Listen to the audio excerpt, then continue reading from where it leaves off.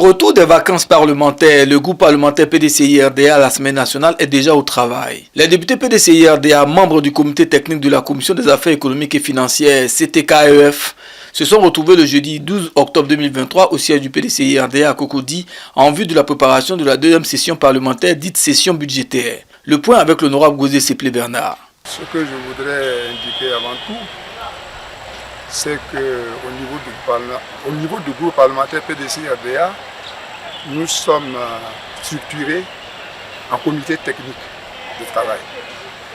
Et ce matin, nous sommes venus donc travailler au sein du comité technique KEF, c'est-à-dire la Commission des affaires économiques et financières, dont je suis le premier responsable.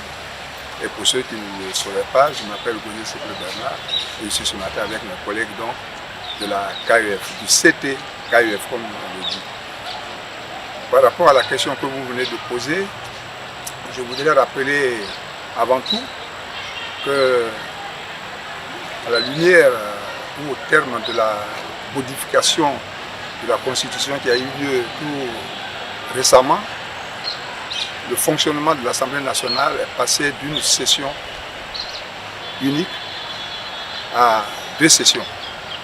Et donc nous sommes venus, les députés qui étaient en vacances, nous sommes revenus depuis le 2 octobre pour la deuxième session qui est dite session budgétaire.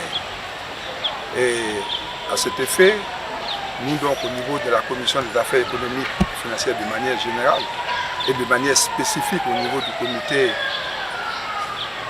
KEF, comité technique KEF, nous devons travailler sur les documents budgétaires. Précisément, la loi de règlement du budget 2022 qui doit être adoptée avant le budget 2024. Ensuite, il y a la loi de finances rectificative portant budget de l'année 2023. Et puis, il y aura donc la loi de finances portant budget de l'année 2024. Donc ce matin, nous avons travaillé sur la loi des règlements où il y a 2 aspects, l'aspect exécution du budget et puis l'aspect performance, le rapport annuel de performance. Ce qu'il faut noter au niveau de l'exécution du budget, c'est qu'il a été toujours relevé par le groupe parlementaire PDCI-RDA la violation des dispositions communautaires en matière d'exécution du budget de l'État. Ces dispositions dont je viens de parler ou que je voudrais maintenant annoncer portent d'abord sur les crédits additionnels. C'est-à-dire il y a le budget initial, il y a la loi de finances rectificative qui modifie le budget, ça c'est approuvé par le Parlement. Et puis il y a la possibilité d'ouverture de crédit. Mais cette possibilité est faite à travers des décrets signés par le président de la République. Or, dans notre cas, c'est le ministre du budget du portefeuille de l'État qui signe les arrêtés, ce qui est une violation grave. Le groupe parlementaire PDCI-RDA l'a toujours dénoncé, mais ça n'a pas changé.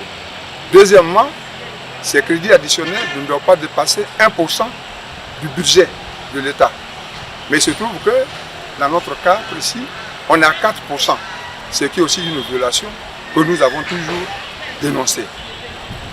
Donc, cette année, nous allons dénoncer cela, mais tout surtout en nous interrogeant pourquoi cela n'est pas corrigé, étant entendu que ces documents sont approuvés en Conseil des ministres.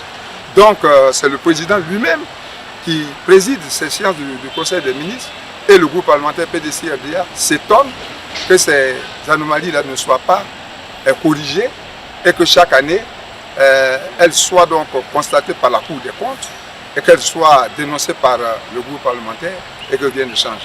En ce qui concerne les performances, ça aussi on a regardé, on s'est rendu compte que beaucoup de ministères ont totalement consommé leur budget sans atteindre les objectifs qui leur sont assignés. Donc nous allons intervenir sur ces choses-là. C'était donc notre séance de travail. À la suite, ça sera proposé au groupe parlementaire PDCI-RDA qui va l'endosser pour une déclaration aux séances concernant ces activités-là.